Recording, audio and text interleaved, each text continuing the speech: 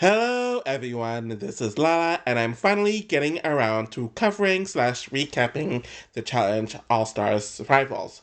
Whenever it comes to a season that just aired, I like to distance myself from the season, and by doing this, I usually like waiting at least a month before I rewatch it, take my notes on it, and then assemble a review video, just because when you're in something, you can kind of get clouded by it, especially, or even in the elements where the cast are doing the interviews afterwards.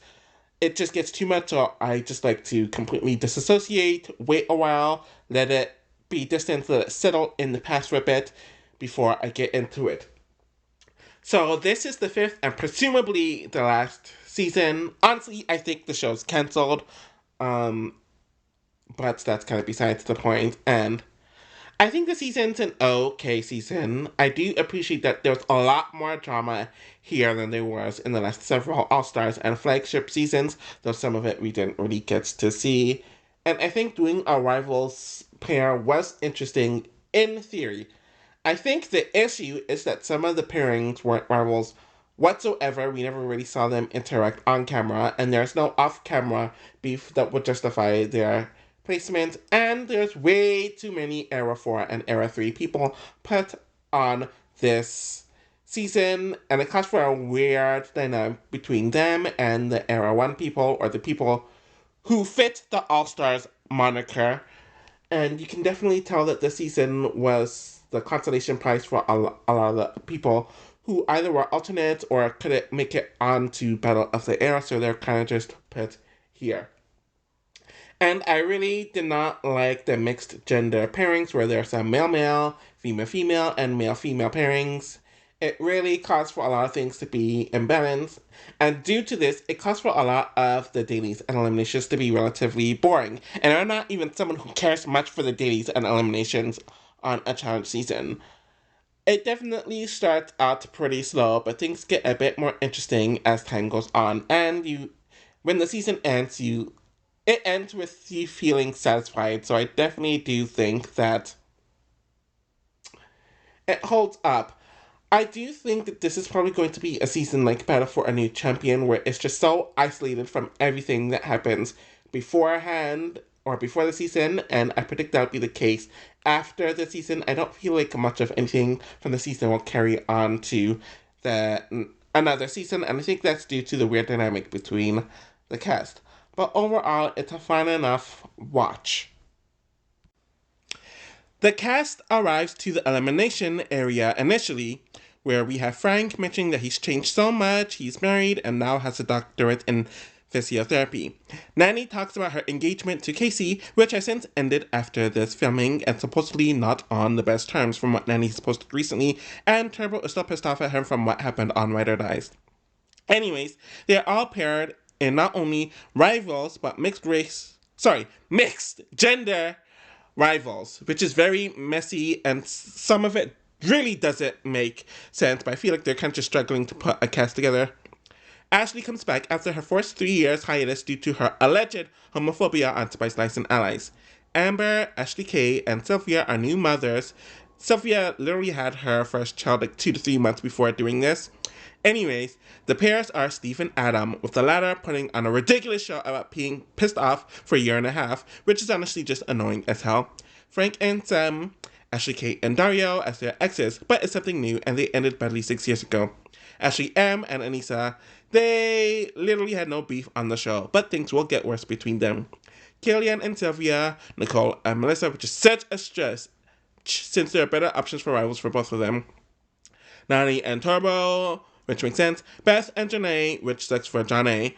Devon and Shane, though Devon reclaimed her life to God now, though she's common now, and she'll make a bunch of religious references throughout the season. Amber and Fessel, Tula and Corey, and Devin and Liu.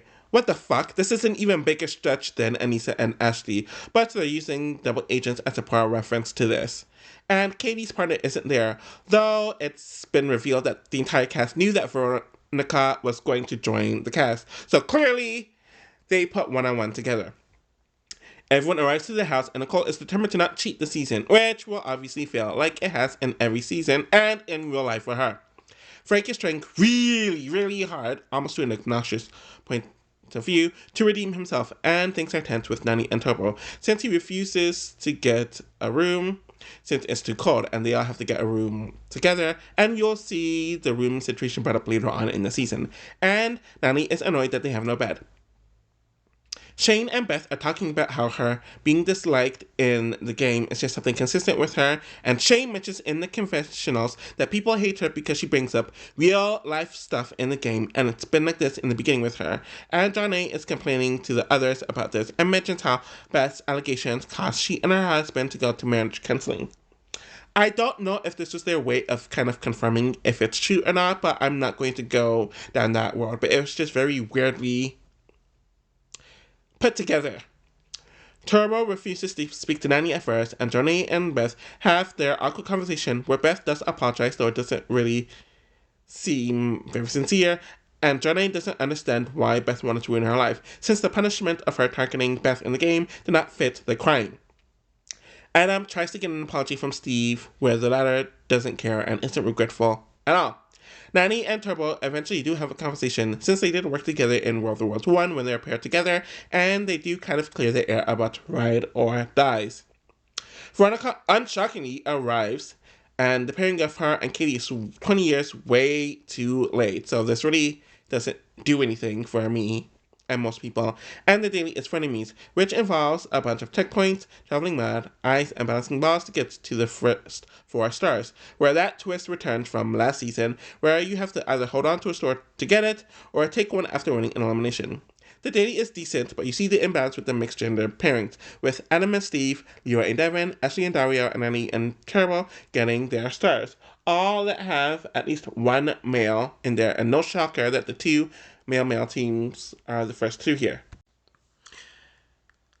It's clear by the second episode that the house, even the other star holders, want Adam and Steve out, and they're not getting along the best themselves. And Amber still doesn't trust Fessel much due to all the baggage from their seasons.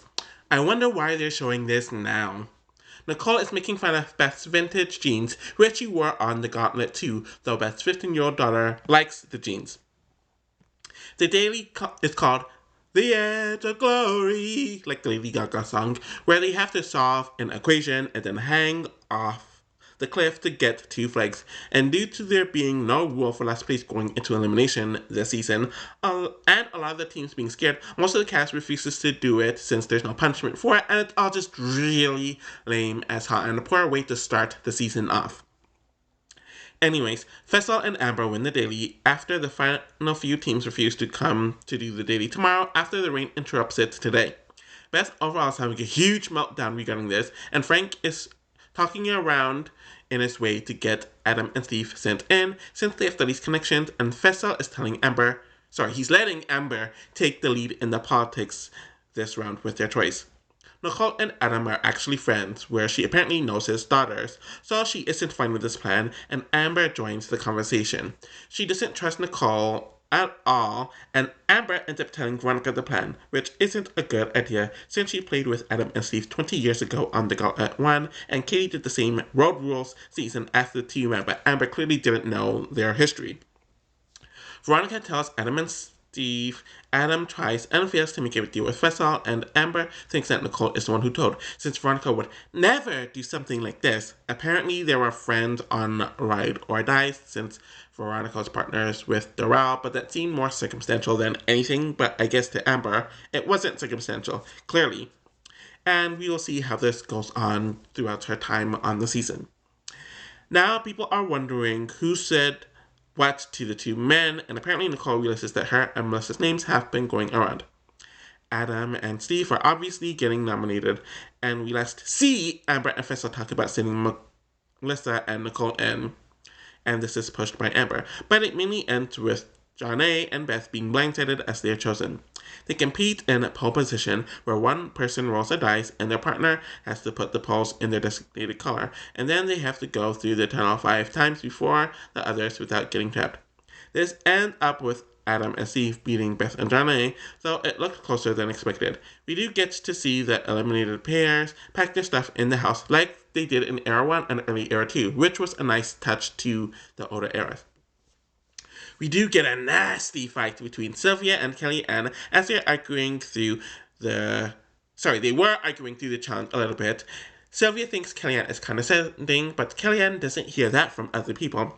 And Sylvia mentions, they don't tell you that to your face, honey. Kellyanne mentions that she has a life outside of this that she could be focusing on if Sylvia doesn't care. And Sylvia mentions that, Kellyanne, you have dogs while I have children. They argue about how they don't care about one another's lives, and they are screaming at one another at this point.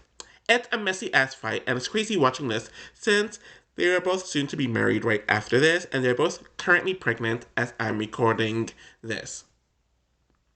Beth and Janae are clearly the team that had the most real life issues, and it was definitely uncomfortable to watch, as Janae was still clearly very traumatized, and Beth is just trying to be very aloof about the situation.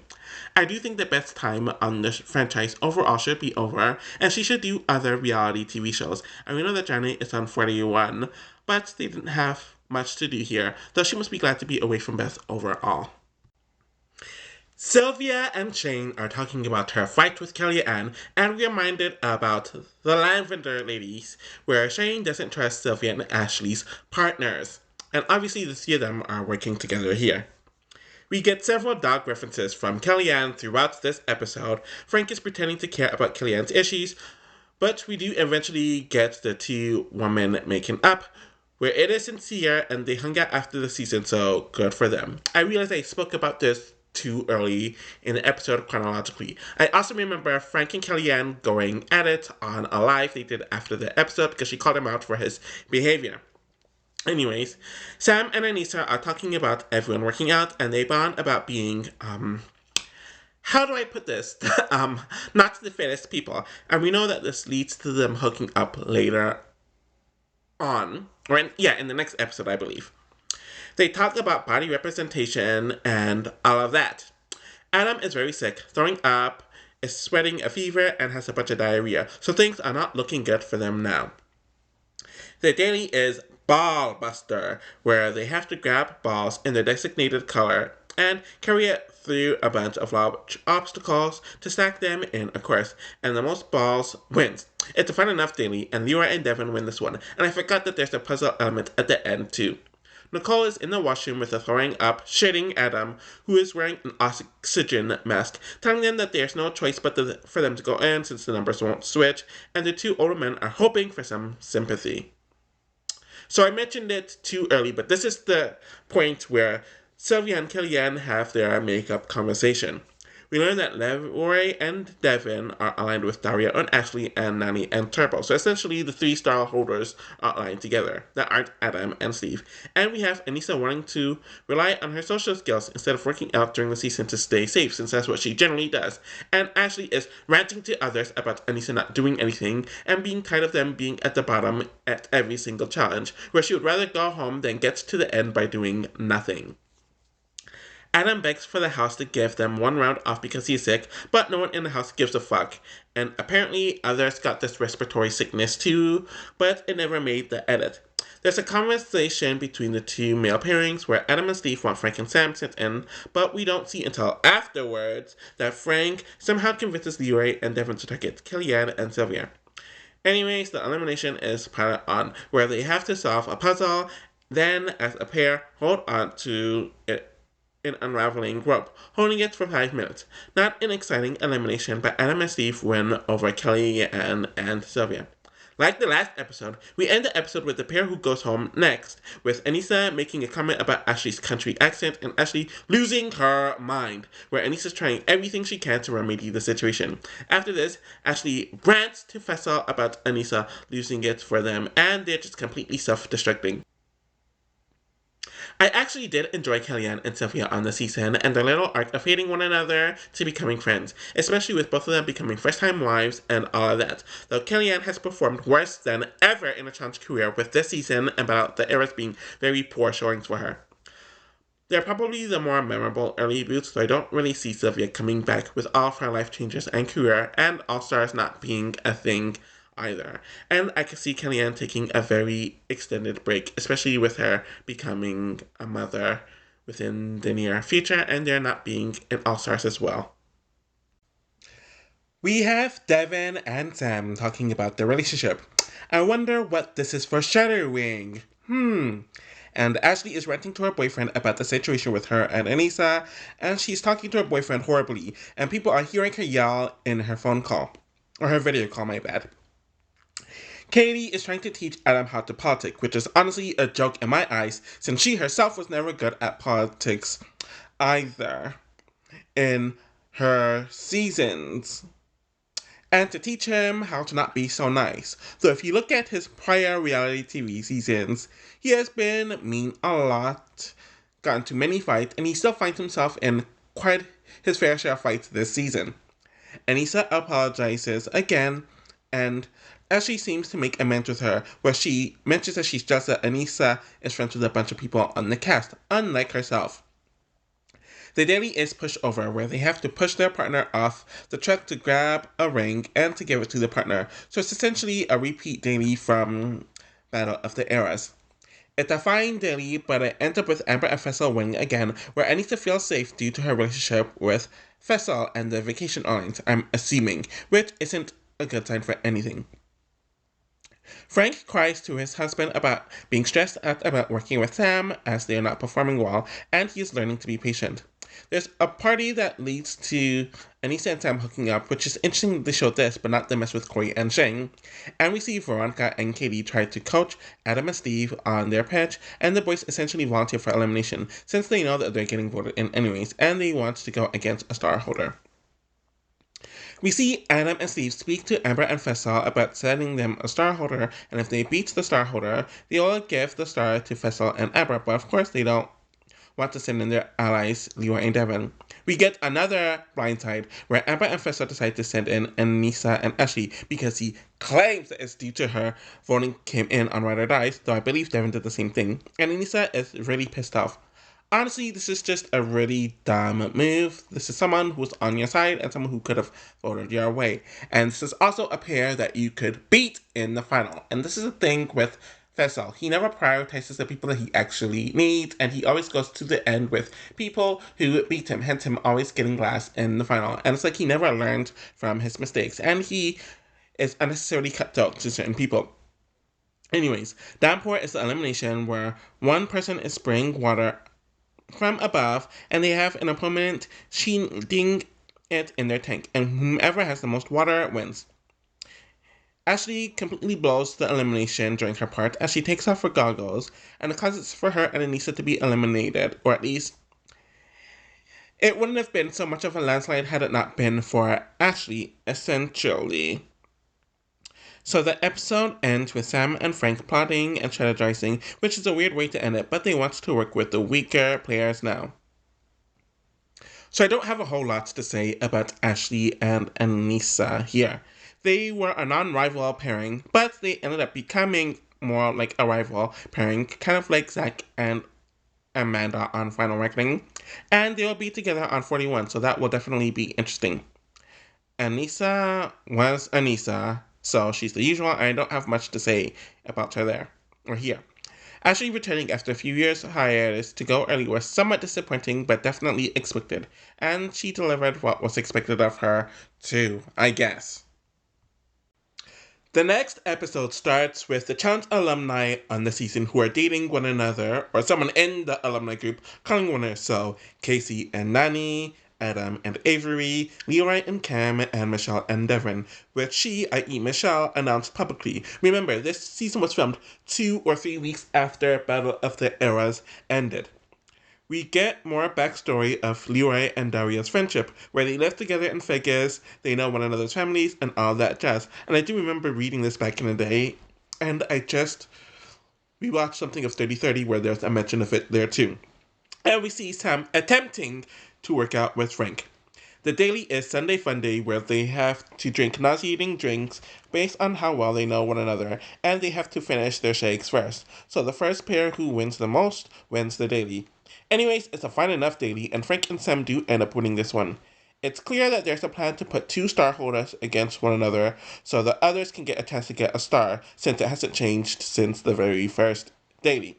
Frank feels a way about being called the most untrustworthy by a lot of the house, so he wants to give them a reason, or at least that's what he's claiming. Devin feels really safe due to his relationship with Frank and Sam, which was set up in the last episode. Nicole is pushing for Nani and Turbo to go into elimination. Melissa's just there for the conversation, and we see Fessel, Corey, and Dario talking about how Leroy and Devin and Adam and Steve will be the big move, as they're kind of fine with it happening since they're the two male pairings and they both have stars. Corey feels some type of way about Dario wanting to throw out his best friend Leroy to the wolves, and he decides to tell Tula and Devin about it. I really do appreciate Corey being messy as hell with this situation. Devin is very shocked since Leroy and Dario apparently talk every day outside of the game, but he isn't that surprised in hindsight, since he did a similar thing in Rivals 3 where there was a plan for them to send in Bananas and a schedule of events together, but Dario saw them out to join Bananas and Vince when he won power. Devin tells Leroy this, and Leroy is obviously shocked. They decide to speak to Dario. Dario does deny it, since he claims that he's not rallying anything since it's Frank's choice. He mentions that they should knock out Anna and Steve, and Devin is getting very pushy with this, since he was told about this. Devin says that if he's not voting with them, then he's voting against them. That's such a Devin thing to say, and he calls Dario out about being a liar. Dario tells Devin that he isn't worried about him, he isn't a tough guy, and Devin tells him that he should be worried about him and how he's a champion, which is something that he's bragged about the entire season. Dario yells that, Devin, you a joke, you have a pot belly, you're ugly, and I'll break your jaw if you really want to smoke.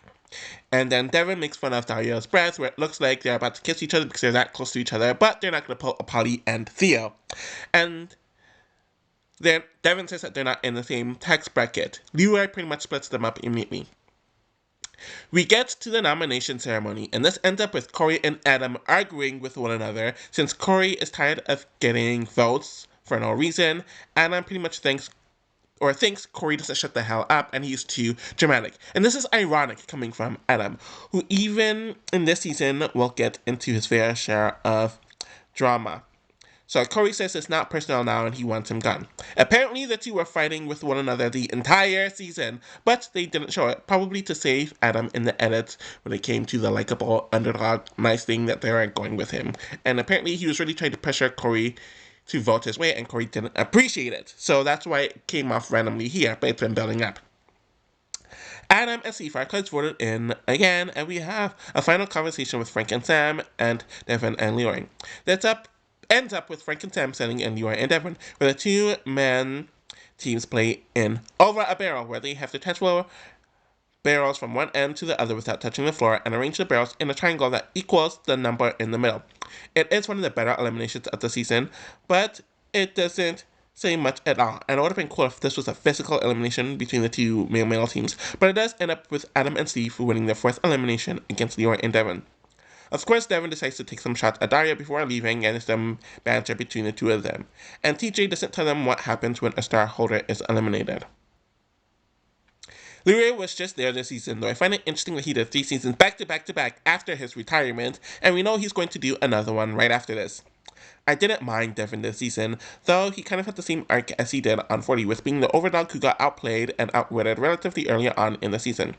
Them as pairs didn't make sense since there was no beef there, though it seemed like this was the producers trying to set up Leroy with the best chance to win, and of course it didn't happen.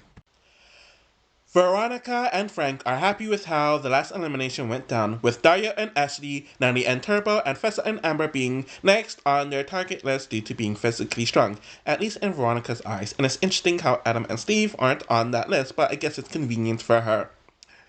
Ashley and Dario have not had their conversation yet, and newer moms Ashley and Amber are now BFFs having fun. We finally have Devon and Shane on the screen, and they talk about their gameplay, where each of them are aligned with the other side of the house, but they need to stay in the middle and use it to their advantage.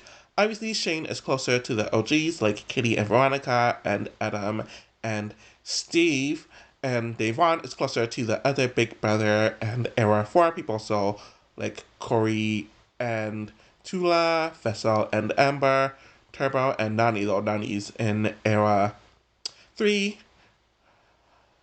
The Daily and Star Challenge, which is a thing when a star holder is eliminated, is playing dirty, where they race up to a ladder, slide down a slide to get rid of the mud, and then their partner has to look at the symbols to solve a puzzle, as those symbols represent numbers or equations or whatever.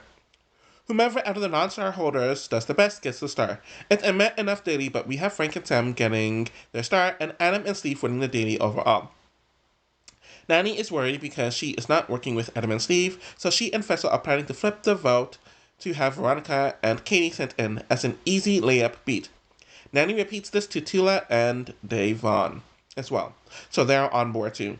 Frank riles up Veronica and Katie, and Veronica is up very early the next morning, which people like Corey find odd since Veronica loves her sleep in the morning, as she is grilling people and campaigning, causing all sorts of chaos, telling Amber that Melissa and Nicole is coming after her and Fessel, so to send their name in instead.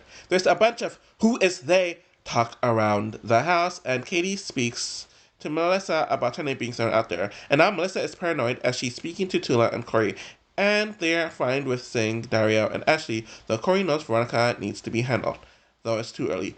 Honestly, it just seems like from the strategic element, based off of this and what will happen later on in the season, Melissa and Nicole are just extreme weak links. Ashley and Dario end up being the house vote, which shocks the two of them.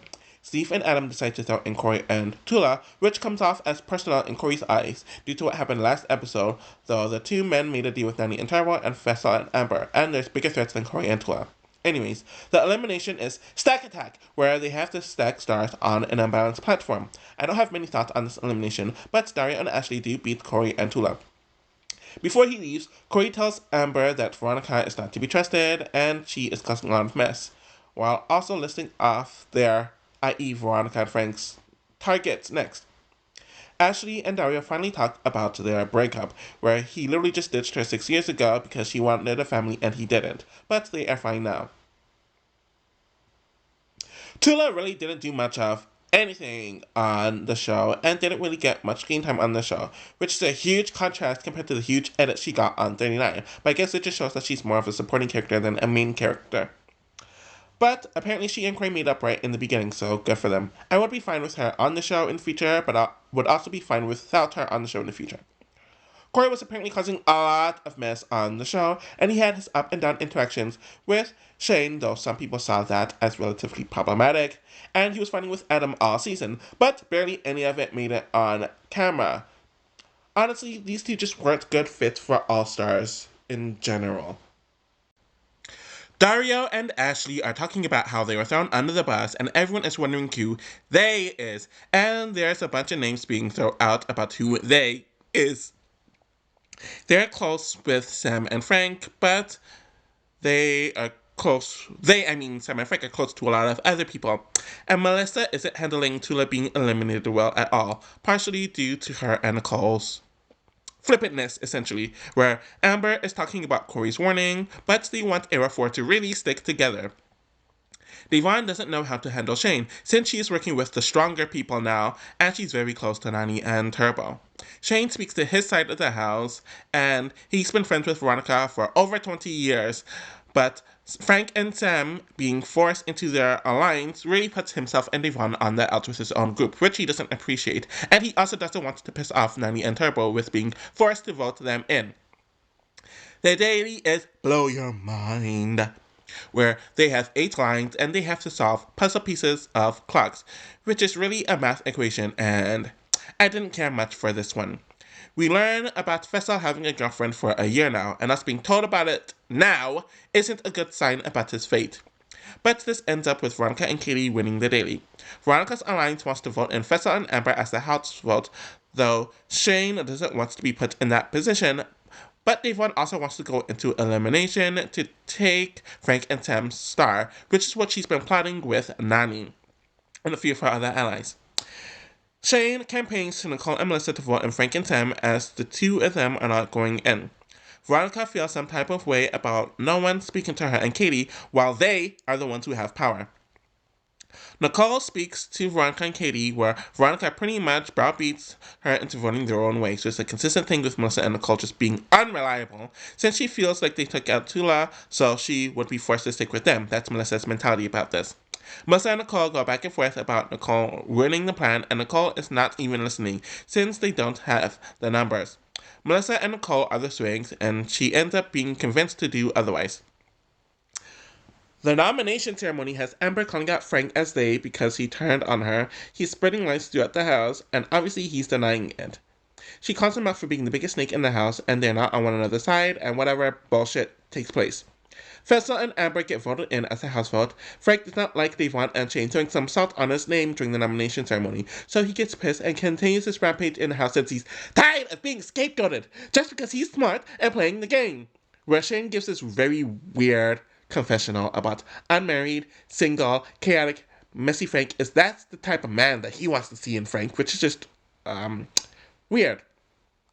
Anyways, Nani and Turbo are sent into elimination, and the two pairs play in Scratch Off, where they have to scratch a game board with coins or whatever and replicate the image with a puzzle. This is honestly the lamest, or arguably the lamest and most disappointing elimination this season, honestly, if not just this season, just ever. But Fissel and Amber do lose the elimination to Nani and Turbo, and Nani forces Turbo to not flick everyone off. The episode ends with Frank bragging in the confessional about how he is they and has controlled everything, where Veronica and Chen end up arguing about how he can't tell her anything, since she reports everything to Frank, and Shane thinks that she would choose Frank over him.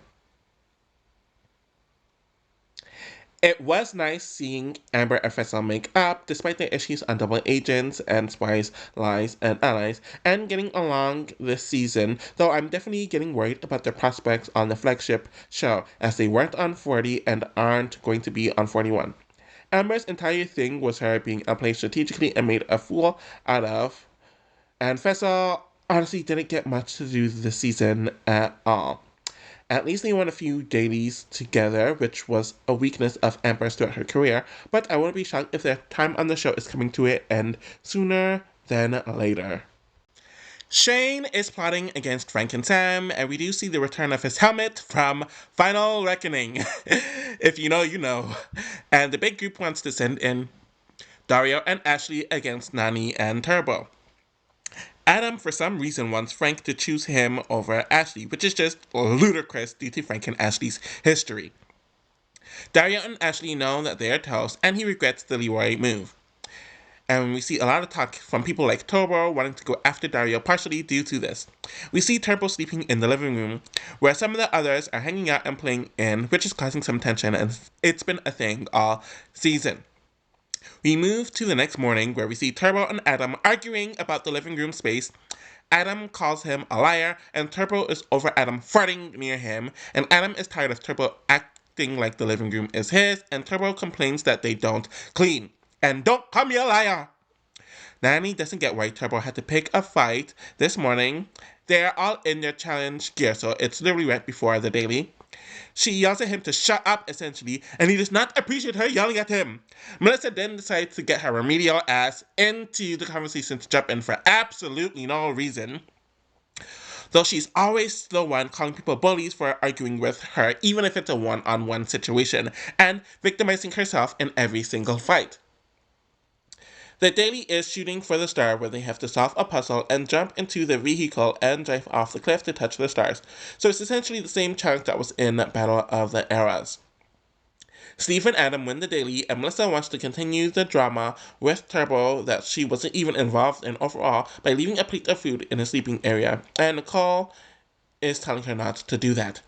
Shane tells Veronica that the votes to get in Nani and Turbo sit in are there without Shane, so he doesn't appreciate her pushing him to vote that way. And of course she doesn't care at all, and she sees it as him working against her, and he's blaming it all on Devon, which is apparently he and Devon's plan to blame whatever mess is on their partner. Frank joins the conversation as Shane mentions that Veronica knows that Frank is targeting Adam and Steve, and Shane tells Frank to stay the hell out of their business. Melissa and Turbo fight as he was sleeping in the club, and I don't give a single shit about this. Nani is freaking out on Turbo because he needs to learn how to respect and live with people, and all he wanted to do was just sleep in the club. We see more Shane and Frank bickering at the deliberation, as Shane reminds everyone that Frank has a star, and the entire house wants to sit into star holders. All of it's for naught because Ashley and Daria are voted in, and Frank continues ranting about Shane once they're back in the house. But Frank does make a deal with Adam to not target him, which we all know is BS. and is foreshadowing. Shane continues his campaign to the two men to send in Frank and Sam, but Adam reminds Shane and Nathan that Frank isn't going to break a handshake because it's a handshake, where even Steve knows this is BS. Shane and Frank end up arguing yet again, where Frank tells Shane that he's obsessed with him, or that Shane's obsessed with him, that's what I mean, and Frank wants respect. Shane calls Frank out over targeting Adam and Steve the entire season and calls Frank out for queening out, and Frank is shocked that Shane is mocking him, and Shane tells him that he finds Frank to be very mockable. Nani and Turbo are sent into elimination, which is called Hold Up, where one person holds up the game board and the other has to grab the puzzle pieces to place it on the platform and to build it. Anyways, Nani and Turbo do beat Ashley and Dario. I did find Dario to be more interesting this time around, as he's a bit more dramatic and a bit funnier, but apparently he got over the experience very quickly, so I am fine with this being his last appearance, and it's a better ending than Dirty 30 for him. Ashley was just there, which was the case on all of our other challenge seasons, but she really didn't do anything to bother me. I guess it was nice to have a quick life update check about her, but she's still just kind of forgettable in general. Melissa and Nicole are playing around very comfortably with one another, and Melissa went out of her way to kiss Nicole. As someone who's also dating a woman, Veronica definitely feels like Nicole is crossing boundaries, which is the case with Nicole damn near every season. And we get another nanny call to Casey. Shane speaks to Veronica, and Veronica knows that Devon does not trust or really like her, and Shane is trying to get Devon to make up with Veronica since it's ideal for this to happen since he wants Veronica in the final with him. But Devon doesn't want to have to lie to Veronica, so she really just doesn't give a fuck. Since Veronica wants to get rid of Turbo and Nani, and she recalls World of the Worlds 1, so Devon doesn't want that to happen. The daily and the star challenge is Bubble Bullseye, where they're on a ramp and have to push their partner off a slope where they have to get into the middle. That's worth the most points. The pair who survives the most rounds ends up winning the daily. While they bickered a bit throughout the daily, Shane and Devon win both the Star Challenge and the overall daily. I forgot to mention that the winner of this specific elimination gets to steal a star, and Nani and Turbo are worried about their star getting stolen, though it should be Adam and Steve's star that is stolen. Right after the challenge, Nicole asks to be the house vote, and Veronica is also wanting to go into elimination. Frank is plotting with Adam as he's paranoid about Shane and Yvonne throwing him in. So we see her literally slithering into the conversation asking, not allow what? Frank's getting pressed, bothered, and defensive since pretty much she doesn't want Nani and Turbo Star stolen, and Frank is never one who can take the heat despite him dishing it a lot. Adam is shockingly trying to be a peacemaker here, and I don't think he's trying to play it up to the cameras, but they really don't have much power since the two non-star holder teams want to go into elimination, due to the twist with this specific elimination. As they're walking to go to the club, my bad, walking, not talking, Veronica somehow injures her ankle again, like she did in All Stars 3. Frank is checking on her ankle since he has a degree in this, and it ends up with Shane and Frank kind of bickering once again about it. Veronica's ankle is fine the next morning. Melissa and Nicole is voted into elimination due to volunteering, and Nani doesn't get why everyone is so threatened with her and Turbo, since they haven't won a single daily in the season. Veronica and Katie are chosen to go into elimination, and they play in Pin Pop, where they have to pop platforms as they are hovering over balloons with the pin, and they have to travel this pin using needle threads or whatever, and whoever pops the most ends up winning. This is one of the better eliminations in the season, and it was close, but Melissa and Nicole do beat Veronica and Katie, and Melissa and Nicole obviously steal Nani and Turbo's star. Apparently, Turbo cut Devon off due to this, since she didn't go in, though why would she go in, especially when she's so close to getting to the final and it's her final season? And Nani rants about the stupidity of the entire cast, having a meltdown once they get back to the house. It was nice to see Katie finally make it far in a season, which hasn't been the case in a very long time. Though she was more calmer than usual, at least she was actually into the game this time, which hasn't been a thing since the 2000s. We did see a bit of Queen V from Era 1 this season, and it was fun to watch, though she did much better than people expected of her and Katie, though I didn't care much for the pairing since it's 20 years too late. I do think this is Veronica's most enjoyable appearance since 3030. The cast is speculating about whether they are at the final or not, and we see Devon speaking to her daughter through video call, and her daughter is tired of her not winning, essentially, but they want at her wit end with Shane. The daily is pressure sandwich, where they have to hold 4 puzzle pieces as a sandwich initially, and then they have to put 6 more into that sandwich throughout the daily without dropping it at a certain point, and then build a puzzle. Shane and Devon are a complete mess during the daily, and they're constantly arguing.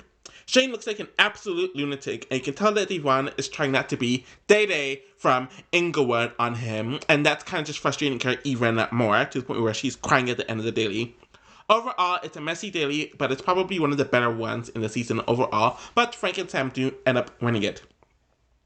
Adam and Shane end up arguing right after the challenge because Adam put his arm on Shane to calm him down. Shane completely loses it and then walks away because Shane's paranoia is just very all over the place and he's threatening to quit and all that other stuff.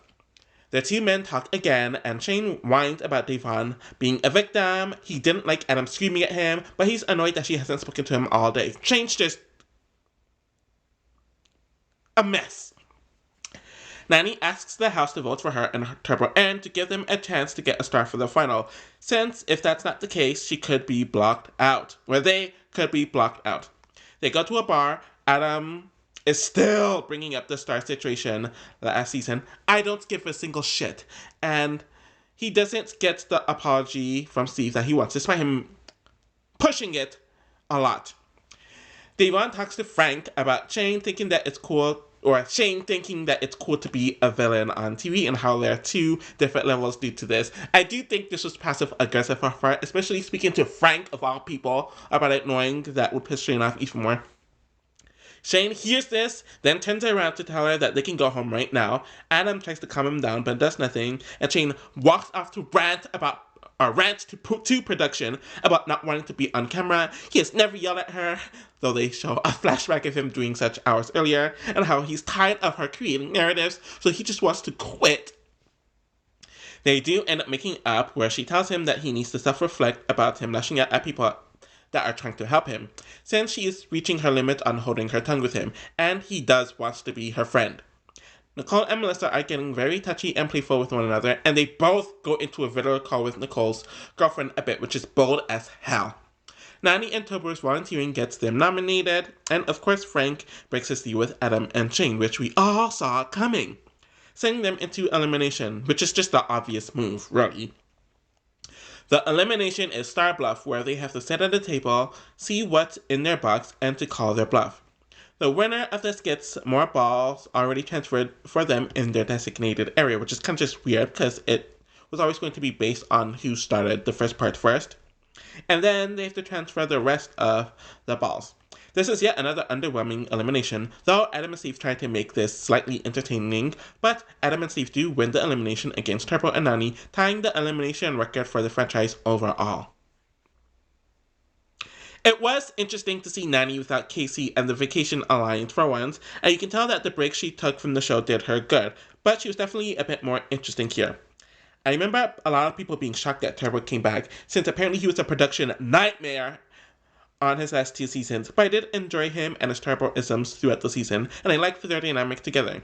Both of them are on 41 together, so it looks like he learned that he can't be too crazy in order to be cast on the show consistently. So, I generally don't have much to say about finals episodes, and this is the case with this season too, especially because the copy of it that I watched was kind of messy. But anyways, here's the little that I got. Nicole and Melissa pretty much have sex, though they deny it, despite the very clear camera evidence, or the amount that they could show for a PG and TV audience. Devon is being shady in the group breakfast with Shane when they talked about remaining in contact after the season, which gives Shane another meltdown where he threatens to not want to give her any money, though they seemingly get over it pretty quickly. There are several checkpoints in the final where there's 8 overall, and everyone is talking about what they want to do with the money and life changes, and I don't care to mention all of that here. So, there are 8 checkpoints, and each team will get scores from 4 to 1 based on how they do in that round, and the team with the most points overall will win the season. Frank is getting more frustrated with Sam as the physicality and endurance is not just there, especially mentally, and he's really trying to hold it together. Day 1 ends with Frank and Sam at last, Melissa and Nicole at third, Adam and Steve at second, and Shane and Yvonne at first. The final episode starts with the overnight eating checkpoint, and then we move on to the next day, and they have to do a 1 mile rowboat. Sam notices that something is off with her knee, and Frank looks at it where he doesn't see anything wrong with it, and he really sees it as her mentally checking out and coming up with an excuse. He really starts to lose it at this point due to her lack of endurance and coming up with excuses. After this, we see the cast kind of split up to confront the two, with Devon comforting Sam and Steve comforting Frank. It ends up with a conversation with him talking to her about how she needs to take care of herself back home and how it will help her. It seems like they're talking something that was not on camera about her weight and health, which was kind of awkward to just watch. We get to the final checkpoint, and it ends with Melissa and Nicole getting last overall in the final, Frank and Sam getting third overall, and a tie between Shane and Devon and Adam and Steve, I think. So some sort of tiebreaker is done. Yes, there's a tiebreaker round that is done, with Adam and Steve winning overall. Devon announces her retirement from reality TV, and Adam proposes to Avery on TV, which she did, except when she finally saw it. Nicole and Melissa struggling to communicate with one another was somewhat amusing, but they really weren't rivals at all, and them hooking up wasn't shocking at all. I do feel for Melissa because her mother passed away right after the season took place, and this was filmed during her mother's last month alive. Of course, they didn't address that on the show, but maybe she found out after filming completely. And she did have a bit of drama, but still one of her more under-the-radar seasons. Nicole was without Laurel or Carmaria this season, and I do think it made her less interesting this season, as she was kind of just there. The political side, she screwed up several times, and of course she cheated. It's clear that she just isn't good in finals, and with All Stars being done as I'm recording this, I don't know if she will ever come back due to the flagship being too long for filming reasons pertaining her job. Frank and Sam return here, and obviously appear due to the dysfunction on the battle of the seasons 2, and they had an interesting dynamic. Sam got to show more of her personality this season, though I just don't think she's reality TV personality at all. The endurance didn't change, but it was clear that she and Frank were talking about her weight being a hindrance. It was cool that she made it to another final, but I don't think we need to see her back, though she didn't really bother me at all. Frank had his much awaited return, and he definitely made the most out of it, as he played hard as hell, which was expected, and he brought a lot to the season. I do think he was trying too hard to prove and show how he changed, which was kind of counterintuitive at times and kind of showed opposite at times, but then his messiness came out on and off the show, and he can be too intense at times, and is too sensitive to opposition as well. Overall, I am kind of fine with him not coming back, especially if it's way too unhealthy for him. We didn't see much of Shane and Devon for the first half of the season, but when we did see them more in the second half of the season, it was clear that they are trying to be under the radar and working both sides, but their personalities came to blows near the end. I really wanted them to win, especially since this was both of their first finals. Shane didn't really change since hiatus, but he never claimed to have changed, unlike Frank, and his feud with Frank was fun, though he apparently went too far with Corey, but that didn't make it on air. Devon became a lot more religious here, and I do respect that choice, though the constant soundbite of it was kind of much at times. If this retirement is actually real, I am fine with it, since this is the best she has ever done on a reality TV show, and you can tell that a part of her was checked out, but she's still herself, despite being more tame and checked out overall. And I really don't want checked out people to be on shows like this, so I'd rather her just finish out here. Adam and Steve obviously had huge seasons here, with them being thrown into elimination over and over again and tying the overall challenge elimination record. They didn't really come off as rivals throughout the season, and I do think Adam was trying to control the narrative too much, which was annoying, in addition to him trying too hard to prove that he's a nice guy, but he was more interesting to watch when he actively showed his messiness. Steve, in general, isn't interesting, though he might have had 2 to 3 jips that were kind of funny, but despite everything, he came off under the radar, and I think it's because Adam's just a much bigger personality. I'm definitely fine with them winning, even though it wasn't my first choice, and I think this is a good end for Steve to get his retribution. Apparently, Adam got a much better edit on the show because he won, which is annoying, but he really wants to be on the flagship, and I'm not completely opposed to that idea now, despite his age. So that concludes the Challenge All Stars Rivals, or All Stars 5, and I don't know where I'm going to rank this when it comes to the All Star seasons. I definitely do think that there's more drama and more gameplay happening compared to some of the other All Star seasons, but the formatting and the casting was really just a mess, and the eliminations and dailies really weren't that inspiring. I am fine with this being the last season if it ends up being the last season. I personally think it is, because clearly I think they got most of the OGs and the Era 2 people that they were going to get for this spin-off, and you can tell within the last two, even the last three seasons, that they're kind of struggling, hence them bringing in more newer and newer people. But when you bring in more newer people, you bring in their gameplay, which isn't the most interesting, and they're consistently thinking about the next season, which kind of dulls things down, and it causes for a weird dynamic. So, obviously, 41 isn't going to come out until the summer, and it won't end until early next year, I'm presuming, so there won't be a review coming for that for a while. I'm still doing the Big Brother Archetypes video, so that's taking a lot longer than I thought. That'll take up the next several weeks. I am going to finish my challenge seasons rankings, but I might not post those, or at least the other two categories and then the overall video for another several months. I'm still making a lot of content on my other channel, Allow, so look out for that. I'm thinking about reviewing Survivor and The Amazing Race. I don't know if I'm going to get to those this year, or maybe I'll wait until early next year to do that. Especially because obviously The Amazing Race has an All Big Brother season that recently filmed, so I'm definitely looking forward to all of that. And there's going to be an all-star season of Survivor filming this year. So yeah, that's kind of what you can expect. Thank you all for watching, and I'll be back with something soon. Take care.